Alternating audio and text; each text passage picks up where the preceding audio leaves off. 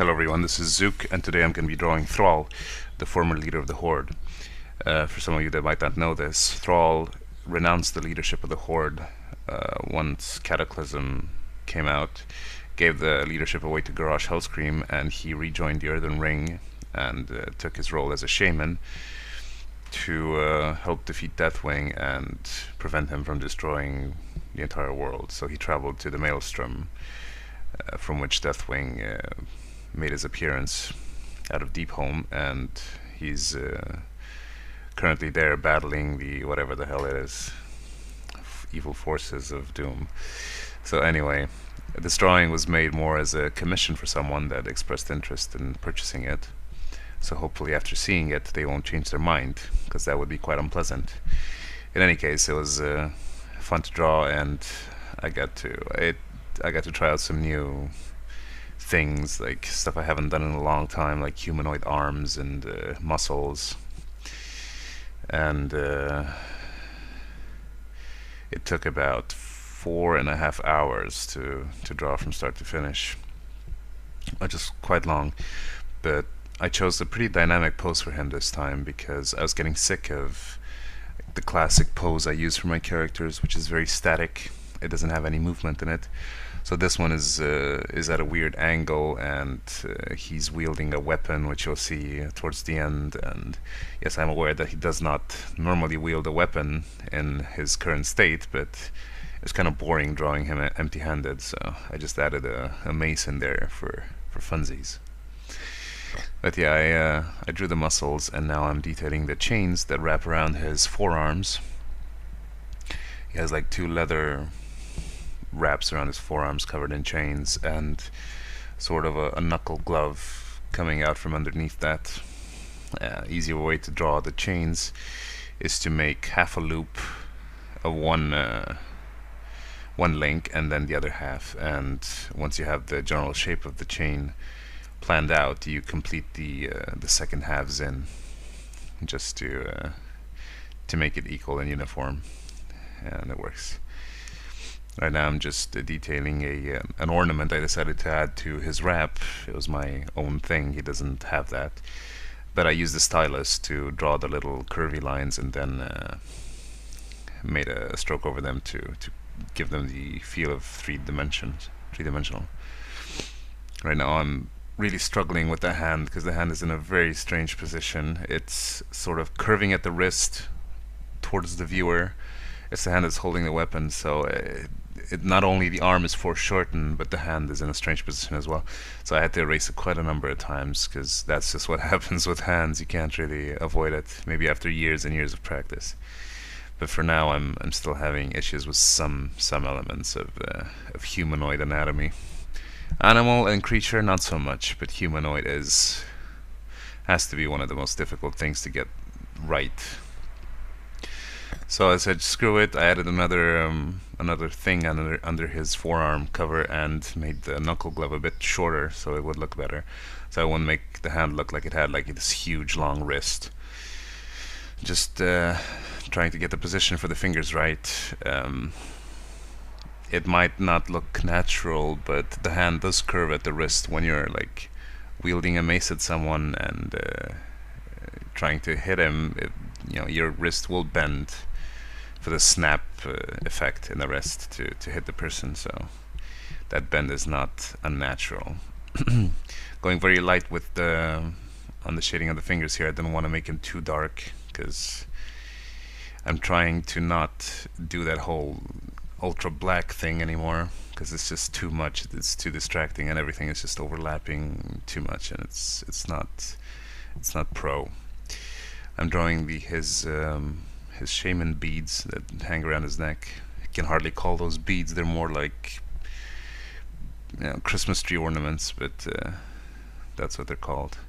And now I'm working on the hood, trying to figure how the folds will fall, because the hood, normally it's made of cloth, so it's not rigid, so it will have a few folds. Just finishing with the shamanistic beads, and now I'm getting to work on his face. I used the stylus for the eyebrows, just made very short lines and then covered it with pencil. and for the rest I'm just trying to draw very thin lines to get the idea of position for the elements on the eye, and then try and shade it in just to solidify its position a bit. I think the eyes are not at the same level, but at that point I had gone in with the pencil so many times, and there were the lines from the stylus as well, so I didn't want to erase it and actually rip the paper, because if you abuse the paper, it will rip eventually. But they look okay. I'll fix their position in a little bit, but for now I think they're okay. They look like orcish eyes, so that's all good. Trying to draw the mouth now and give the impression that he actually has a tongue and not just a deep black hole over there. And with the stylus over there, I used that on his upper lip to show that he has wrinkles, because orcs do have wrinkles there. For the beard, I used it as well to give it a very realistic effect that I mentioned in my kobold video. And I also used it for the braided hair. Now I drew some like circles that intersected, but not on the same level, because then it will look too static. And then I just used the stylus to make very little thin lines going from the center towards the edge, just to give the impression that they have a volume. They're round. Should never draw hair with a solid color, because it will just look bad. Just doing some minor fixings on the face here, trying to accentuate his features a bit, and working on his lips, how his head is shaded by the hood, and how his hair looks coming out of his the back of his head.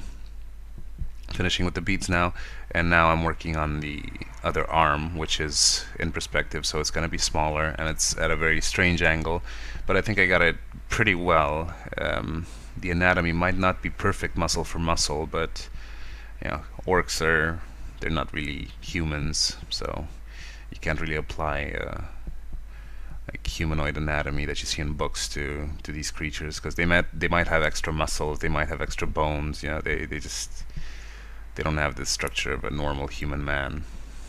And I'm doing the glove, same procedure with the chains, the ornaments now on the other hand, and working on the knuckle glove or back of the hand cover. I'm getting a bit better with hands now. I used to be really terrible at it, but with so much practice I still make a few mistakes, and I still eventually manage to erase quite a bit of it, but it's nothing compared to what it was in the past.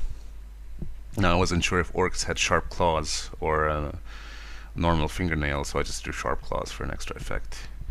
After all, he's not supposed to do a lot of manual fighting, so there's no reason he shouldn't have sharp claws. After all, some truckers do, so I think he's fine. And the most fun part of this whole drawing was the weapon, because it's the closest element to the viewer, so you got to be really careful with the details and not slack on it. Just drew a bit of hair coming out from where the handle is, and now I'm just drawing the spikes, and this is basically a spiked club sort of thing. And the way to do it's supposed to have like sort of a woody or maybe stone texture. I'm not sure what it is made of. It's probably made of stone, I would imagine, but the handle is wood and the spikes are just a miscellaneous material.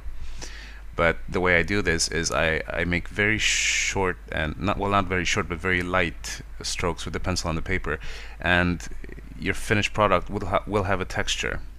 So you look at it and then you see what could possibly be a shade and what could be a highlight.